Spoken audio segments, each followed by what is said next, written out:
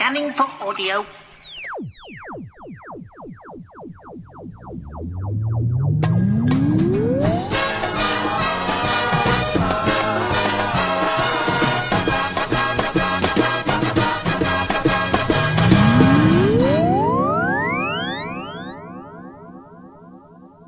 Welcome to another For Your Consideration.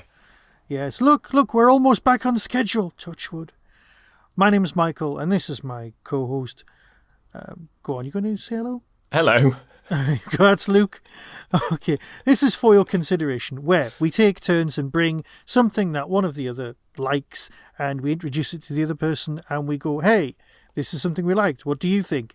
That's the basic format. We've been doing it for ages. Welcome. And yes, today, it's good to be here, isn't it, Michael? It's good to be here. You know what? Here. It is actually nice, yeah.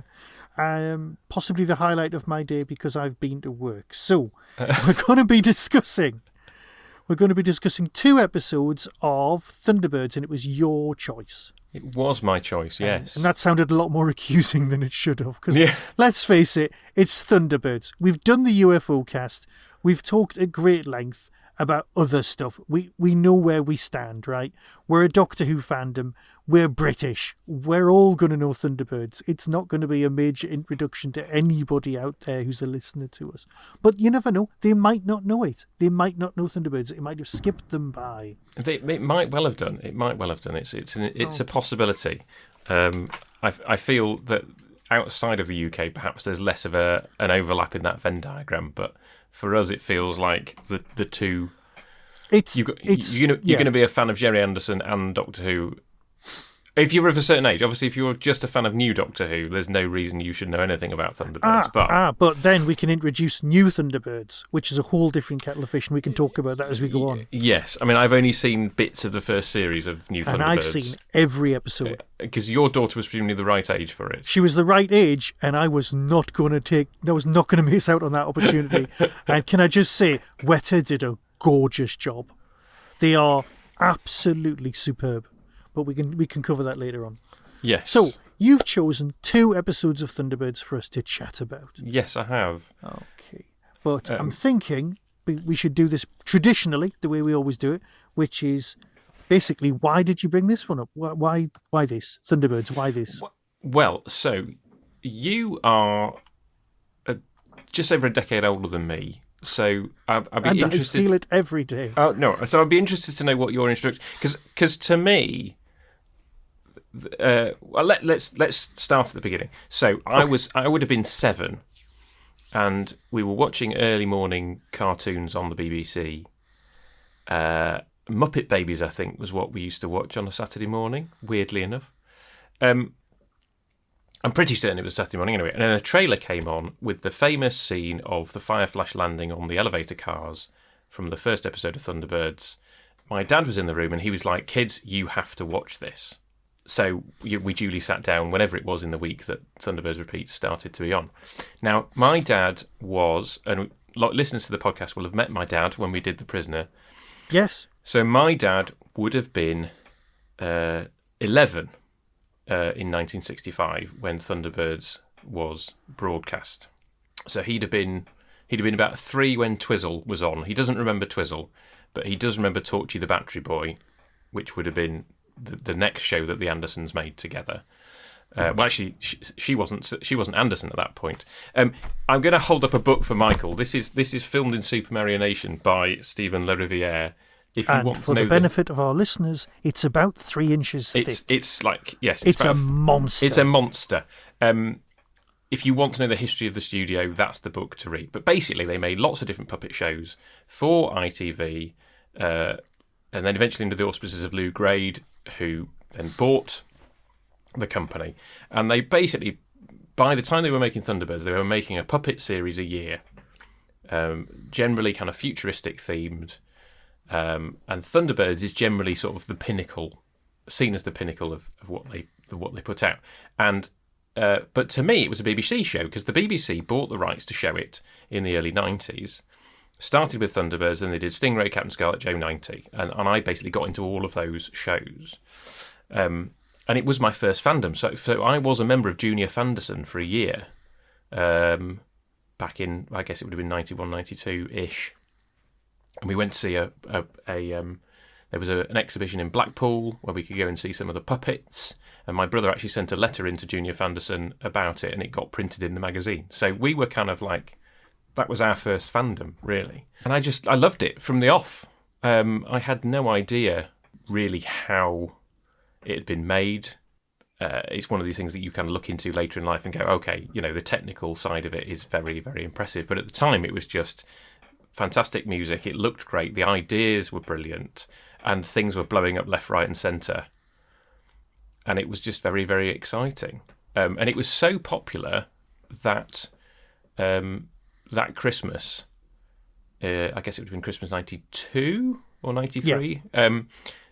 The playset of Tracy Islands. I'm again, for people who were around at the time, I'm not telling you anything new. The playset for Tracy Islands sold out. Now, I didn't want the place. I wasn't after the playset because it was probably too expensive for my parents anyway. But I got the set of Thunderbird vehicles. You could buy a set of vehicles that went in the playset. So I got the Matchbox set of the 5 Thunderbirds. Wait, so it didn't have Thunderbird 5 in it. No, it didn't. I've got the box set. Yeah, it's still boxed. It had Fab 1. So you had Thunderbirds 1, 2, 3, 4 and Fab 1. And Thunderbird 4 went inside Thunderbird 2. So I had that. But anyway, and then it was so desired, and there wasn't enough stock, that Blue Peter then ran the make your own Tracy Island out of papier-mâché and tinfoil. And I don't know if you remember this, Michael. You could go to WH Smith and buy a video cassette with just that bit of the Blue Peter episode. I possibly own that as well. It's the kind of thing nowadays that would just be, you'd go on the website and it would be, here's the clip from the programme, watch it. Yeah. And at that point, they were just selling them on VHS because it was that... $2.99 it was. Desired. Was it? I didn't remember how much it cost. Mine still had the label on when I got it for 50p in the bargain bin. Oh, because it was just the right length to tape over and put your showreel on. Because that was when, if you were applying for jobs, you bought very short VHS, copied your own showreel onto them, and you would post VHS out to companies and go, hi, I made these films. And that was the easiest way for you to get a short VHS tape. And that was the easiest way. That's why they flew off the shelves near my degree place. Yeah. Oh, fantastic. And I did the papier-mâché bit, and I covered it, and then I didn't do any of the extra bits, so I never finished my Tracy Island. We'll build up to my Tracy Island story in a minute. You can tell me yours.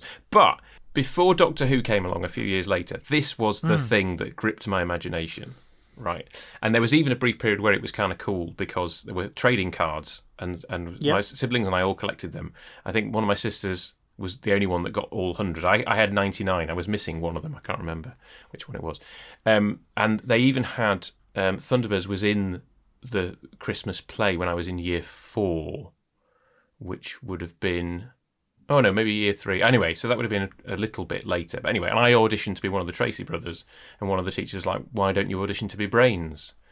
And because I aspired to be one of the Tracy brothers, not to be Brains. But obviously, I always wanted to be Brains. I looked more like Brains. Obviously, I might have actually got the part if I'd auditioned for Brains, but no, I auditioned to be one of the brothers. And it was basically some skit around the fact that Santa was lost in the snow, and they'd had to call international rescue to dig him out. Big part of my childhood, basically. Thunderbirds, Stingray, Captain Scarlet, Joe 92. So what you're saying, just to interrupt slightly, is that there was a fan gene in existence, and the thing it latched onto first was this, rather than the Doctor Who-ness, which, if you'd been older, probably would have been. Yes, if I'd been a little bit older and had been able to watch Sylvester McCoy as he went out, then I might have. Yeah. But I'd have to have been a bit older. So this was the first thing, really, the first sci-fi thing that I could really kind of glob onto, really. And then obviously I discovered UFO as a student, but that tale has long been told on this podcast. If you want to listen to 26 episodes of Michael and I talking about UFO, you can go back and do that. But the reason I brought it now is because Thunderbirds has just celebrated 60 years. Yeah. Which, when I think about the fact that it was only 26 years old when I first watched it, so it's now double the age that it was, over double the age. And it's really interesting watching it now because a lot of the things about it that were futuristic back in 1991 and I guess would have been futuristic back in 1965, like a watch that you can look at and have video calls with, or a wall in your house that you can do video calls with. Seem and the fact that you then have to go to a video booth like a phone box, all that seems very quaint now. But in 1991, it was, it was still really, really futuristic. It was a vision of the future it was a vision of the future that held up then, and now it just feels incredibly of its time, which isn't a problem. I still love it. We've been dealing with that throughout all of the things we've ever reviewed. It's like nothing ages as fast as the future. Yes. So because reality catches up, and that's why James Bond is shit now, because there are no gadgets, because all of the gadgets, it reached its pinnacle just before it got the invisible car. Right. And then that's the point where James Bond lost it, because you couldn't have the gadgets. People had all of the things that was in that, and then it just became another spy thing. Yes. That's just another theory. Yes. So nothing ages like the future. So, but the design feel of Thunderbirds is good. I'm going to pick your brains on one of the things you just said. The pinnacle of Anderson puppet series. Yeah. You said, and I'm not going to be sarcastic and say it's the thing with the bishop in it, or no, but are you sure it's not Captain Scarlet? Because I think technically Captain Scarlet is a better show. Well, that's interesting. So there's the book goes into this as well, but I think it's been well talked about, the fact that Jerry Anderson never wanted to make puppet shows.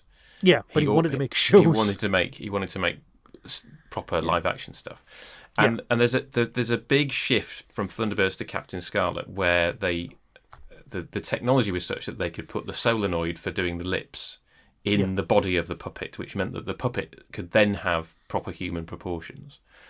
And up to that point, the puppets are caricatures. Like, more so if you look at the four feather. As the heads get smaller. Yeah. And if you look at the Four Feather Fall stuff, it's more caricatured than when you get to Thunderbirds. Now, there were definite disagreement within the studio. A lot of the puppeteers preferred the caricature characters because it meant that you could be slightly more exaggerated with the movements. The minute that they moved to the more realistic looking puppets in Captain Scarlet and beyond, the puppets don't move very much because they have to look more human, and they don't walk anymore. They basically have to stick them on stuff that's going to move them around.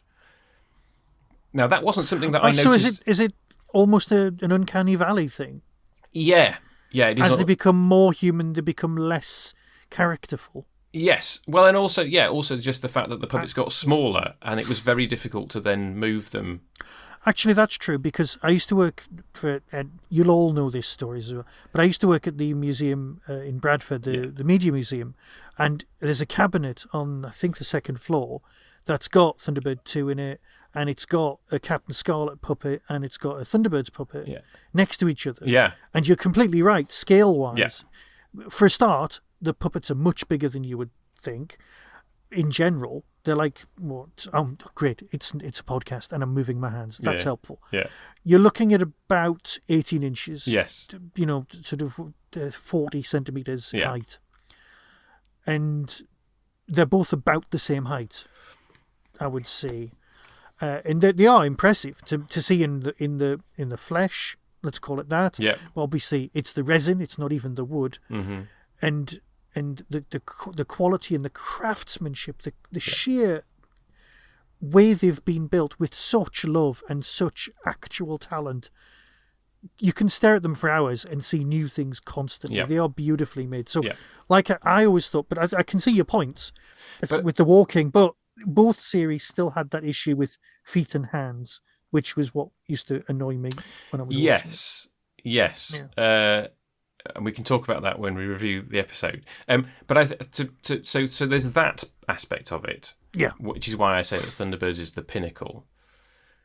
But I think the other aspect is the thematic aspect, right? Okay. So obviously, Captain Scarlet is about a war, and Stingray is, depending on which underwater race they're fighting, is also a sort of about a war footing. You know, there's some episodes of Stingray where they meet peaceful people under the sea. Yeah. And then Joe 90 is the sort of boys' own adventure kind of spy thing. We've never even touched with Joe 90, neither of us, because for the first 25 years of my life, I was like, oh my God, why isn't there a live action version of Joe 90? And then I realised it was the story of educating children to become soldiers and brainwash them. That's a totally different TV. If you made it now, Joe 90 is a terrifying concept, and you could get like Del Toro, or it would be a Netflix series about mind control of children, and you'd probably get Bobby Brown to be in it. But yeah, Dollhouse borrows a lot from Joe 90, doesn't it? Yeah. Oh yeah. The other thing is to say, obviously, Thunderbirds is 50-minute episodes and not 25-minute episodes, so you've got the room for it to breathe and be more cinematic. But I think thematically, the idea of rescue, which is at the heart of Thunderbirds, is more of a universal, resonating theme than the war stories, the sci-fi war stories that were being told in the shows either side of it. So I think that's partly why it. So I think the craft reached a sort of pinnacle before they went and changed direction with the puppets. The 50-minute thing works so that you can have these broader stories, and then the theme of rescue, which I'm going to go theological on you here. The theme of rescue is something that resonates, particularly in the West because of our Christian heritage. The theme of rescue. The theme of getting yourself into a mess such that you have to call on international rescue. You know, it's definitely in the Imposters as well. In particular, when you've got the people who are the enemies of international rescue because they think international rescue are bad, get themselves into a mess and only international rescue can save them. That's a very deeply sort of resonant Christian theological theme. So that's why I think Thunderbirds is the show that has stood the test of time more so than all the other ones that Jerry Anderson did. And I think that's partly why I wouldn't have been able to articulate that at the age of 7, but I think, I still get emotional at the rescues. You covered how you felt at the age of 7 earlier on when you just said, and it had a load of explosions, which is great. And I get it because it's because somebody's rescuing someone. And they're not. Although in this episode, I never knew Thunderbird 1 had a machine gun on it, which we're going to have to discuss in a moment. But like you said, the whole point was a group of. Well, let's put it this way, right? Police dramas were historically good versus evil. Yes. In that sense. And then things like the Sweeney came along, and then you had bent coppers, and then the lines got blurred, and then drama developed from that point. But so with Thunderbirds, you've got very clearly defined good guys who win. I don't know. There's a lot of stuff that I don't understand from the mechanics of how the show works. It's like, hey, I'm Jeff Tracy. I'm an ex-astronaut who owns an island. And he's clearly got enough cash to fund all of this stuff that's going on. Is that actually covered at some point where he gets his money from? No. Okay, so it's because he's basically like Batman, but it's a family business. Yes. Yes. But he's not. Well, he does bend the law because he just turns up and does it and saves the way. But it's Batman in the sense of the 1960s Batman, where the police phone him up and go, "Do you mind helping us out?" kind of thing, where the entire world goes, "Yeah, we need some help." Yes, it's one of those things where you can't think too much about how this would work in the real world. But they had to do that for the revamp version, which is why Jeff's not in it at all. So I was aware that one of the threads is Jeff is missing in space. Yeah, but he's missing on board, basically, Fireball XL5. Oh, okay. Because they find the abandoned spaceship, and when they show you the reveal, you're like, oh, I know what that ship is. Because it's been made with such love. Such an absolute... It's like they've sat down and gone, right, lads, let's get this right. Yeah. But I don't want to harp on about that, because I might actually get you to watch an episode at some point and we can deconstruct it. Yes. I mean, as I said, I think I saw about half the first series at some point. So I think it's interesting because obviously the Imposters makes you start to think about some of those questions that up to this point the series hasn't touched upon. So the idea of like, well, the jurisdiction of Thunderbirds and the fact that, well, it's always from the early point, they have the whole you can't take any photographs of us, but everybody that they meet, they say that they tell them their names. Yeah. Right, so it shouldn't be a secret that it's the Tracy brothers, but everybody seems to forget that they. No, but there's a long tradition of the hero that arrives, solves the problem, and moves on. It's a Western thing. It's in Shane. It's the Lone Ranger. Yeah, it's a recurring theme. It's one of the. The difference here is it's a family. It's not just. So you've got that dynamic, but then you've got the family's massive. It's so much bigger than you think. You've got the 5 brothers. You've got Brains, and then you've got Tintin, and then you've got Tintin's grandfather or uncle. This is off the top of my head. Bear with. I am doing this from memory. Tintin's dad. Tintin's dad. Then you've got grandma. Well, then you've got Tintin's uncle. Yeah. Tintin's uncle is the villain who we don't see in.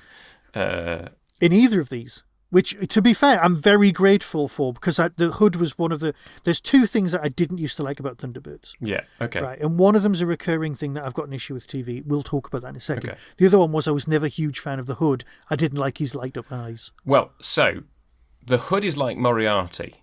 Yeah. In that Moriarty is only in the first story that Conan Doyle wrote about him before he dies. And then he wrote another novel later where he retcons that Holmes had another story involving Moriarty. But Moriarty is barely there in the Sherlock Holmes canon.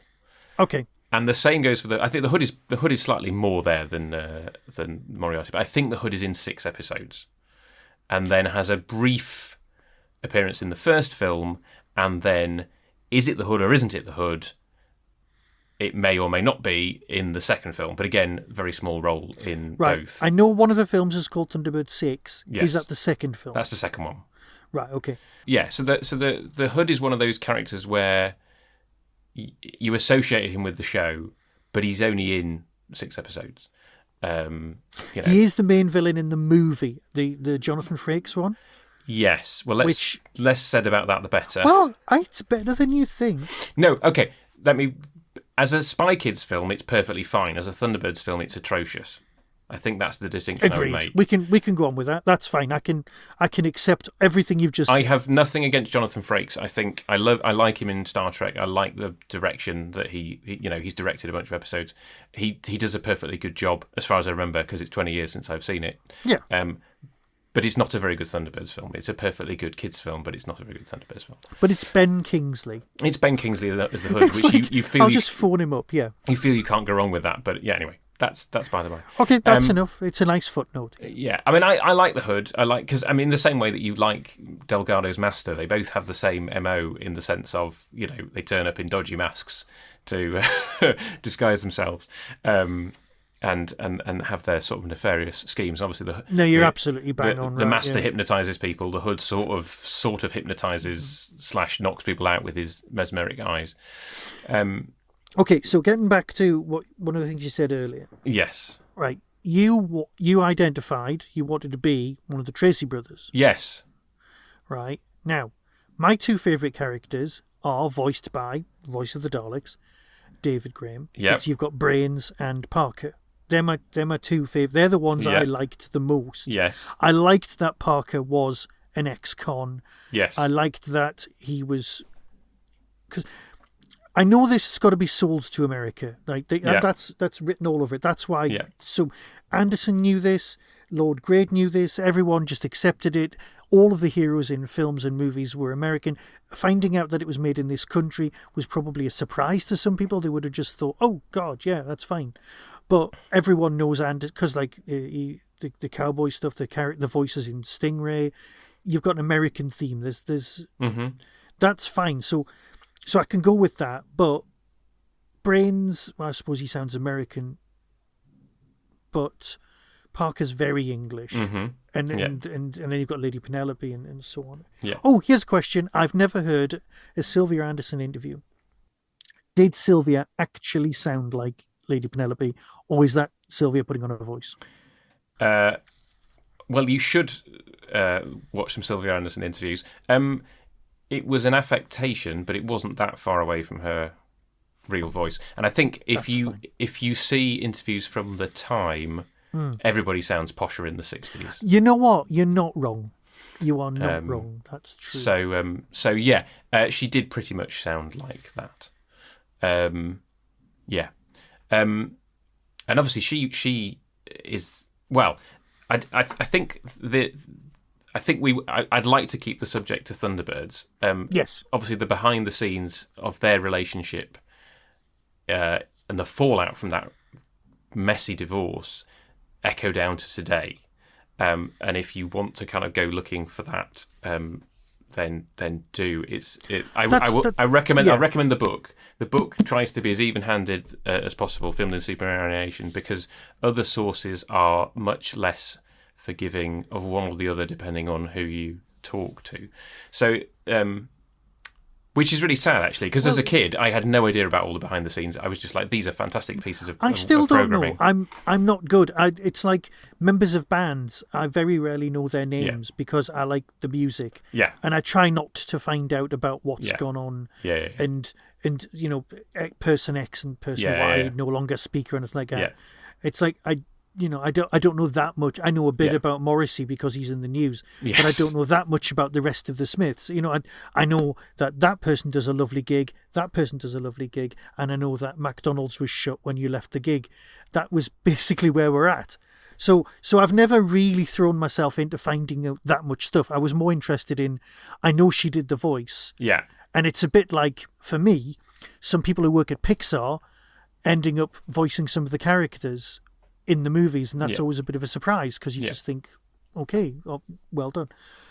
Right. So I know we've got two stories to talk about, but I just like the idea of who you identify with, because it's not like Doctor Who. It's like you're supposed to identify with the companion because they're from Earth, or but you identify with the Doctor. That's a nice little central thing. But identifying with the Tracy brothers, is it because they got to drive the cool gear?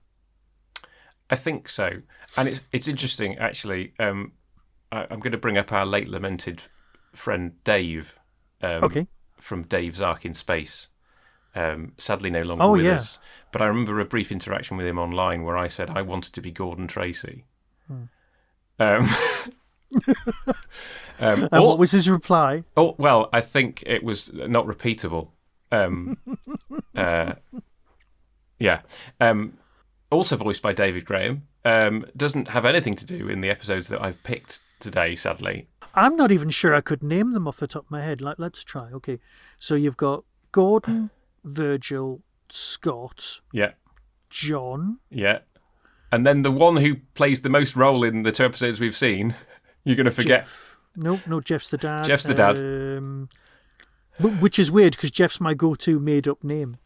The people listening to this will be just going, yeah, it's such and such. Fair enough. Alan, yeah. Which is the name of my dad. So okay. So, right. And you know the story behind how they got their names, right? No. Oh, so they were all named after the Mercury 7 astronauts. So this is the other backdrop to Thunderbirds and 5LX5 and all this kind of stuff. This was the decade of the space race. Yeah. Right. So all this stuff, we take for granted. Like they hadn't made it to the moon when Thunderbirds was made. They were in the midst of kind of doing all the space race stuff. So Scott Carpenter, Virgil was Virgil Gus Grissom, he's one of the Apollo 1 astronauts who died in the fire. I knew Gus Grissom, but I didn't know Virgil. Yeah. John's John Glenn, who was the first American in space. Gordon was Leroy Gordon Cooper, and then Alan was Alan Shepard, who was obviously Apollo first moonwalk, Apollo 12, the first spacewalk. played golf on the moon. So that's where they all got their names from. And obviously, fictionally, Jeff Tracy is the first man on the moon. Because when they were making Thunderbirds, I guess they thought, no, this isn't going to happen in our lifetimes, even though the Americans were trying to do it. So in the Thunderbirds universe, I think it's Jeff Tracy who first walks on the moon. But obviously Jeff isn't around fictionally until now. Right, okay, so in my notes I've got a question linked with this. Yeah. And it is, do you buy into... I can't believe this is... Okay, anybody else can ask this question. Do you believe in a unified Anderson universe? Well, if you read the background stuff, then you know that Gordon Tracy and Captain Grey both worked for Wasp as Aquanauts. Right. So you've got a Thunderbirds character and a Captain Scarlet character who, if you read the background material, both exist in the Stingray universe. Okay. But if you take each of the... I guess you can say that you could say that Thunderbirds exists in the same universe as Stingray, but I feel that there's people living underwater is a big enough shift in perspective that for it to not come up in Thunderbirds at all, suggests we're living in a different kind of universe, as it were. I think each one's separate. Yeah. But I understand that there are people out there who think it's just one continuing puppet verse. Yeah. Rather than because you can't include Space 1999 in that because there's no moon and the moon's there. So but obviously Space 1999 could be in the same universe as UFO because UFO takes place in the 1980s. Yeah. So there's potential for kind of crossover. Well, they definitely did that with Big Finish with the 2 reboots, which Space 999 apparently cancelled and nobody else noticed.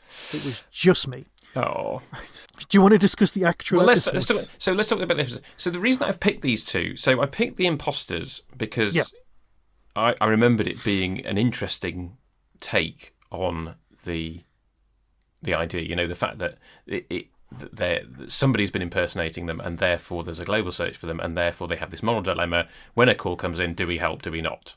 And then you've got obviously the comedy subplot of Jeremiah trying to track down the villains. So I do love the idea of there being so many agents. So many agents, yeah.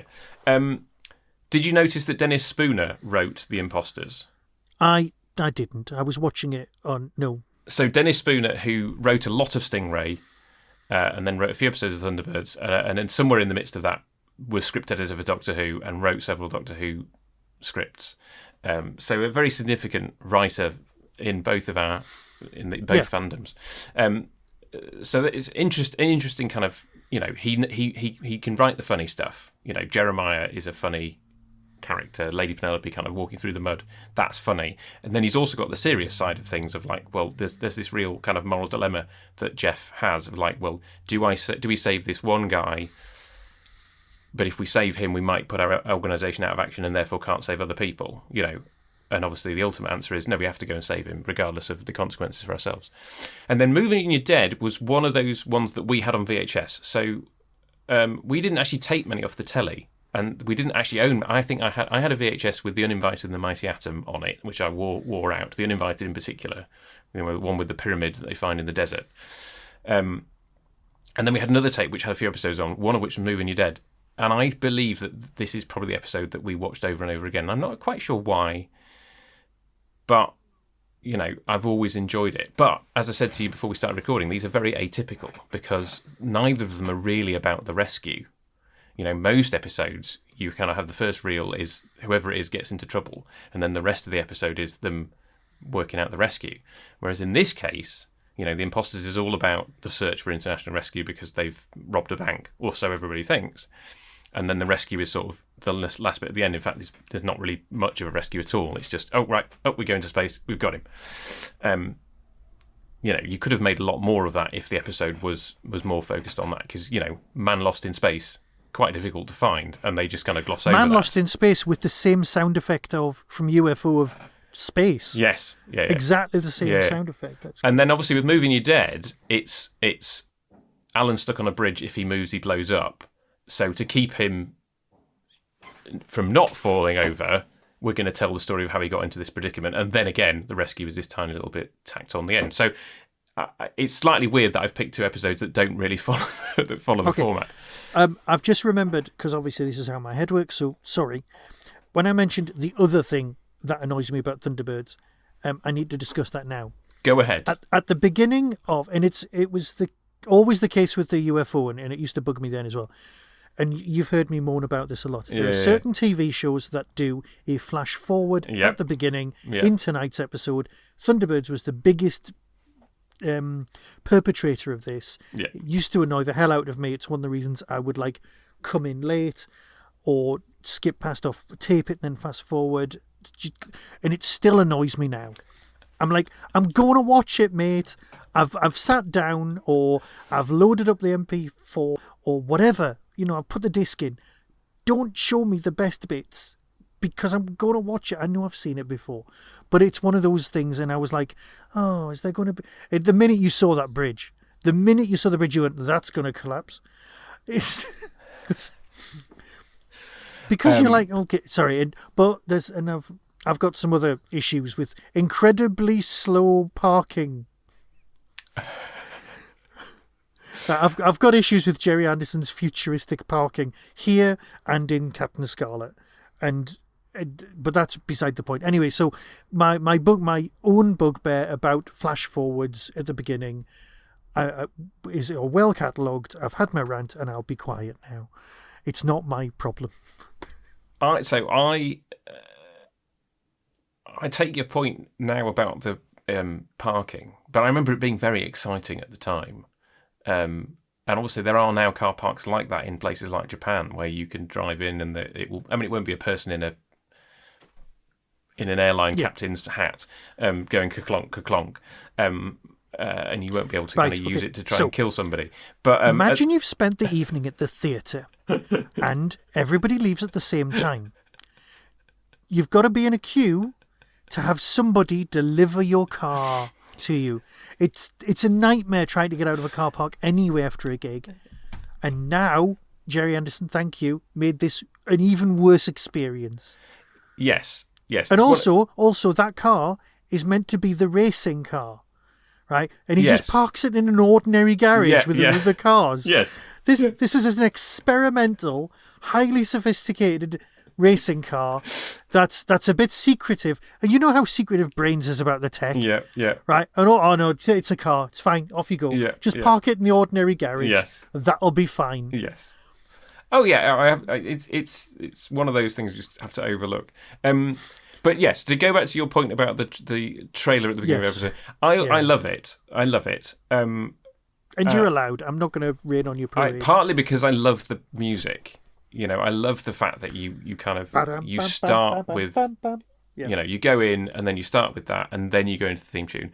And I it's one of those things where you go, yes, I suppose it potentially gives a few spoilers if you're kind of watching close enough, but it's so quickly cut together that I just kind of go with it, and it sort of whets my appetite for the episode ahead.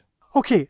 Can I just say, I'm the bloke who used to go to the cinema all the time and watch the trailers. And when I was watching the movie, I'd be like, and that scene's gone, and that scene's gone, and that scene's gone. Oh, we haven't seen the bit with the TIE fighter yet. Oh, hang on, that's not even in the film. Yeah, sorry, that was an extra gag for all of you Star Wars fans. Yes. But you get my meaning. No, I can see why you don't like it. And in other places I wouldn't enjoy it because I'm not a big fan of spoilers either. But I think it works within the context of this show. Right. What were your thoughts? Well, okay, let's have a look. I've covered quite a lot of them, to be honest. Let me see. Oh no, I need to say that these are incredibly well crafted scripts, right? Now, I know it's the same with like animation. People sit down and they work out exactly what's needed, because with Thunderbirds or anything like that, you've got to build the sets, you've got to build the puppets, you've got to pare it back down to exactly what's needed. There isn't a scene that's not needed, and there isn't a setup or a building or anything like that isn't needed. And they will reuse stuff. You can sell. It's like, hey, we're going to run. There's about 2 minutes worth of footage. There are full episodes where you get the full launch sequences. Yes. Yeah. And you just know that they're a bit thin on the ground Yes. plot-wise on those ones. Yes. But there are other episodes like this one where all you get is Thunderbird, the red one, 3? Thunderbird 3, yeah. Thunderbird 3 going off into space. Yes. Yeah. With its incredibly weird sofa loading platform thing. Yeah. Sofas on a stick. And with Moving Your Dead, you get Scott going through the wall, but you don't even get Virgil going back over his head and downwards. They really pare back the launch sequence for Thunderbird 2 in that one. Oh God! See, Thunderbird 2 is absolutely my favourite because I had back in the 70s, I had the dinky toy Thunderbird 2. I think I'd inherited it from someone because I can't remember buying it at all, and it had the Thunderbird 4 inside. So it was exactly the same as the one that was in the box set you could buy years later in the 90s. They'd used the same mould and everything, the die casting. Yeah. But we had a black and white TV. I did not know what colour Thunderbird 2 was. Oh wow! Of course. Right. But I watched it on the TV and absolutely loved it. But I was watching it originally back end of the 70s. And I'm pretty sure that was there an annual where it was blue? There was a model. There was definitely a toy that was blue. Well, yeah, I think this one was blue. This was it. This was the blue one. And then when I saw the picture, it was green, and I was like, "What? Why are they wrong? Why is this blue and that's green?" Yeah. And I remember getting some spray paint, and I was like 7 or something, and trying to paint it the right colour, and it all flaked off. So I ended up with this thing with the paint coming away in my hands, and I wasn't going to let it go because I wanted an accurate. Oh my God, I was always like this, wasn't I? There was never a time when I stood a chance of being ordinary. I'd like an accurate Thunderbird 2. Oh my God. And then I was going to lose Thunderbird 4 because it was tiny. And I had the Fab as well. And of course, because the grill came down and there was like a little rocket on the front. Wow. And you had to push down on the wheels and it would launch out and it would disappear behind the radiator or behind the sofa, and you couldn't get to it, and then it would vanish up the Hoover, and you'd lose it forever, and then you'd cry for months. And I'm still upset about it now, and I'm 53. But yeah, my SPV would do that for Captain Scarlet. Well, yeah, and the dome on the top of the Fab one, I think that got cracked or broken or something, and that was upsetting as well. But I did used to play with those a lot, and they weren't the same scale, which really got messed with my head. So you talk about well-crafted scripts. Do you know the story about Thunderbirds was originally going to be 25 minutes like Stingray? No, I don't know this at all. Oh, so, and Stephen Le Riviere, him of writing the book, has done a whole deep dive, lots of deep dives on the YouTube channel for their Century 21 films, I think is what they're called now. And there's still some historical doubt as to kind of the sequence of events and which episode is what. The conclusion he's come to is that Trapped in the Sky was always going to be a 50-minute episode to introduce the series. Like a bumper... Yeah. Okay. But all the rest were going to be 25. And they'd made quite a lot of episodes before Lou Grade was shown the pilot. Right. And he came away from that and went, they all need to be 50 minutes. So they suddenly had this problem of, what do we do? Do we stop production on any new episodes and go back and fix all the 25-minute ones and move them up to 50 minutes each? Or do we carry on? And what they did was they carried on. So they had 50-minute episodes in production, and then they were going back to the 25-minute ones that they'd already made and amping them up to 50 minutes. And I believe that Moving Your Dead is one of those. So I'm not quite sure what the 25-minute version of it would have looked like. Well, can I just say there's at least 1 minute of here's a painting of a car. Yes. And we're going to zoom in about 56 times. Yes. And show you different bits of this painting you kind of over feel, and over and over again. You kind of feel they could have just put more of the Thunderbird 2 launch sequence in instead of that. Yeah, and yet, although it feels the end is incredibly rushed. Yes. And then it cuts to the joke bit at the end, which is with the painting. very Lake 7. With the painting, and you're like, mate, you could have done without that. Could you just knock that bit on the head, go back, make the end bit pacier or differently paced. Yeah. And the car just goes off the cliff and everybody dies. Oh, that's the end. Thanks very much. What? That came as a bit of a surprise. Oh, so there's a machine gun comes out of Thunderbird 1. You're like, sorry, mate. I was expecting it to be parked in front of the thing as they got to the road. Oh my God, those car chases. It was scale extra. It was so good. Yeah. And I know the rolling road thing. I know that you've got the road underneath and the cars stay the same in there on the wires. But when I'm watching it, I'm like, no, this is just brilliant. Yeah. It's so well done. And the cars are so good. Mm-hmm. Can we have racing cars that look like that instead of the nonsense we've got now, this Formula One thing? No, I want cars where people wear stupid helmets and they're soft tops and they down die. And they well, yeah, there is that. Because the guy who's in third crashes, and you're like, well, he's not coming out of that alive, is he? No, right. It's a weird race because the people who have been coming first for years are jealous of this new car from the guy who's come back. It's like, sorry, they've been winning for years and years and years. They don't, unless there's something wrong with their finances, they don't need to win this one episode, this one thing. Well, I think isn't the implication that Alan has only been gone for a year? Yeah. But then they say it's these other people have been winning since Alan went. Yeah, but it depends how many races there were in a season. True, but it's I guess it's like maybe they were like, oh well, we've got this sewn up, and then the guy who used to beat us has come back, and we're now jealous. I'm aware that we're sort of moving on with time. So here's the quick Tracy Island story. Okay, so it's the 90s. This is when you're really enjoying Thunderbirds. Yeah. I'm at university doing my HND in 3D design and communication, which is basically prop making for films. Yeah. The people I sit with are considerably more talented than me, and I know some of them actually listen to this, so they're great, okay? Yes, okay. Andrew, you were a superb model maker. You always were, right? And anyway, the cleaner comes and says, hey, I've got my kids, the Tracy Island figures you've got, the ships.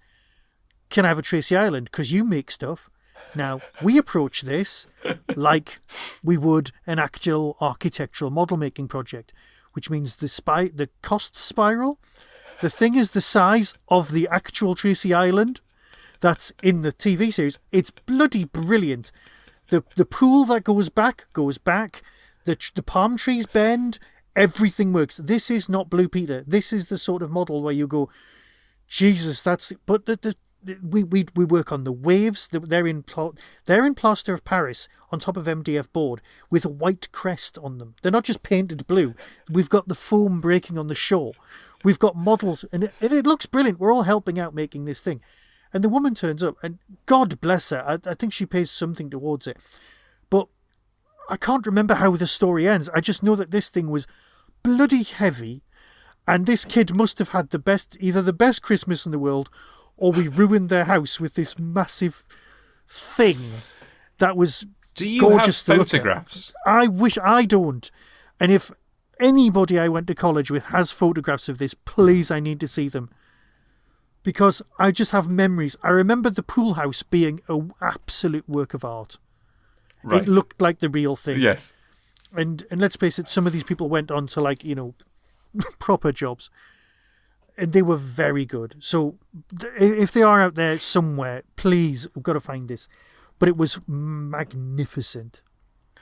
So that's the story of how we ended up making Tracy Island just a little bit too good. So I loved it. I love Penelope. I love Parker. The whole thing. It's just brilliant. Thunderbirds is great. Nostalgia's got to be touching us. But years later, somebody comes along, watches one episode of Thunderbirds and goes, hey, why don't we make Team America? And they feel the same way at the end that Jerry Anderson felt about the puppets, where he was like, let's just burn the set because they were just awful to work with. So I found that interesting because in all that's the publicity, what I heard. In all I the could be wrong. Well, no. In all the publicity for the film, and I guess this is probably the publicity machine because they never once talked about Thunderbirds. It was all about we're going to make a Jerry Bruckheimer film with puppets. That was how they publicised Team America. Even though obviously for us the obvious thing was, oh well, they're doing an Anderson thing, but maybe it was just because their audience wasn't going to know who Gerry Anderson was. Well, that's true, because for me it was like there was Thunderbirds, then there was a big gap, and when I was growing up, when I was the age you were, I was watching Terrorhawks. Right, yeah. And that was the live action version. And God, I loved Terrorhawks. I loved Sergeant Major Zero. I loved Terrorhawks. Was just brilliant for me. And I know it was scaled down. It was not great. But I'd also gone through Starfleet, which everyone assumed was Gerry Anderson, and it wasn't. It was a Japanese show that had been made in homage to Thunderbirds. Yeah. And Starfleet was like Saturday morning ITV, chopped to hell because you actually just wanted to watch the one show. But yeah. Yes, I mean, glorious. That's the other weird thing is that Lou Grade was always trying to sell it to America with greater or less success. The only one that got a network sale was Fireball XL5, which there's a film that we will do where some characters watch an episode of Fireball XL5 in a shop. Okay. And it directed by Tom Hanks, because Tom Hanks was a big Fireball XL5 fan. But none of these things are bad. We will come back to that when I finally get around to putting that on the list. Okay. I know for a fact we could literally talk about this for we could talk it. 2 hours. We could talk about it for hours. Can we quickly spot Doctor Who actors? I can do your David Graham. I couldn't find a Hitchhiker's voice. I'm sorry. No, that's fine. So yes, you've got David Graham, who was Parker, Brains, Carano, and Gordon. Dalek voice. You've then got Ray Barrett, who was the Hood and John Tracy, and various. I mean, they all play various characters aside from the brothers. Yeah. And So you've got him. He was in The Rescue. As Bennett and Kerquillian, and if you'd been watching Stingray and then you watch The Rescue, you're like, oh, he's clearly the same guy because he's doing his Commander Shaw voice and then his Titan voice are the two voices he does in The Rescue. Oh yeah. I'm going to go back and watch it now. You've then got Shane Rimmer, who was Scott, who was in The Gunfighters alongside David Graham. Go on. And then you have, I haven't written this all down, so I've probably forgotten somebody. You've then got, but in terms of Hitchhikers, Matt Zimmerman, who was Alan, he is one of Bang Bang and Shooty. Oh, of course. I forget which one he is in the TV version of Hitchhikers. And then you have Christine Finn, who is the voice of Tintin, is in Quatermass and the Pit. What, TV or movie? TV. Right. She plays Barbara in the TV version of Quatermass and the Pit. And she's immediately recognisable. Quatermass in the Pit is one of those ones we've both been putting off. Well, I'm sure I'm going to bring it, and you're going to bring it, and it's going to be a point where we both go, and this one, yeah.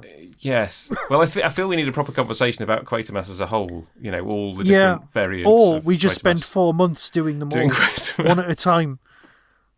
But I think that's the limit. Peter Dineley was never in Doctor Who. I think that's the limit of your voices. Obviously, there's lots of other crossovers in other Anderson things. But yes, that's your Doctor Who actors. And obviously, as I said, Doctor Who writer Dennis Spooner wrote one of the episodes that we talked about. And his position in Doctor Who is very important as well. It's carved in stone. Carved in stone, yes. So, Michael, it just remains for us to say, what are we doing? Well, so this is going out in November. Yeah. We are doing a Christmas episode like we did last year, which we've both agreed upon. But the next one will be the beginning of December. What are we doing? Okay, so I've got it down to 2 things, and I've been humming and ahhing. And the thing that came second, and it still comes second this time, I have to do because it's come second for the last 6 of my choices. Okay. And it's not that spectacular or wonderful. It's just I've gone, no, let's do this. Okay, so we are doing Max Headroom. But we are doing the pilot episode from 1985, not Max Headroom Introduces Pop Videos or the Max Headroom Incident or any of the or the American TV series. Now the American TV series is 1987. So the chronology of Max Headroom is you've got this pilot, which was made in the UK. Then 2 days later, on Channel 4, you've got Max Headroom introduces pop videos. A year later, you've got Max Headroom so popular, he's advertising New Coke. And he's also he's interviewing people on TV. So there's a TV monitor with him on, interviewing people live in a studio. Right. Then when that gets cancelled, in America, they go back to the original pilot that we're doing. And that's the pilot episode of a series that runs for 2 seasons. And there's 14 episodes of. Right.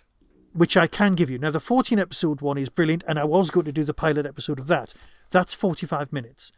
The UK pilot, which is where we started, is an hour long. Okay. And that's definitely got at least one Doctor Who actor. You'll just go, yeah, fair enough. And Star Trek and things. Right. I'm going to go with that one. Okay. But I will send you the American pilot so you can compare if you want. Okay. But it's basically the original, where it started, 1985. I was 13, Channel 4, made for TV episode, and I'll get that to you as soon as I can. know nothing about Max Headroom beyond Max Headroom, beyond Matt Fewer. Beyond the horror of Fang Rock hijacking in America. The Max Headroom incident. The Max Headroom exactly. incident. I know about that. Exactly. But I don't know anything else about Max Headroom other than I've probably seen an image of him. And no, you will know him. Is he kind of all silver and wearing glasses or something? No, he's hang on. Because I'm so sad, I have the Max Headroom annual. Oh, okay. Yeah. So he's got the glasses. Yeah. Yeah. Yes, which cost £3.50, apparently. And I'm just trying. I'm looking for a year it was. I've also got a copy of Max Headroom's Guide to Life. Okay. But, I'm looking for a decent photograph. That's him there. Okay. Well, I look forward to... He's an artificial intelligence, but... I look forward to it. It's a cyberpunk thing set 20 minutes in the future. I don't know what to expect from it at all. Trust me, it's possibly the most 80s thing we'll deal with. Okay. Right. Cool. Well, but in a very, very good way. Well, okay, so that was lovely. Thank you really for watching. Thank you for bringing Thunderbirds. I really enjoyed it. Good. I'm glad. We both had fun, and we could have carried on talking for another hour or 2 or 3. Yeah. Yes. Cool. Well, thank you very much, Michael. I will see you next time. As always, be seeing you.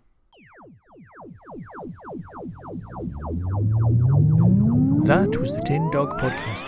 All topics discussed are the intellectual property of the copyright owners. No infringement is intended.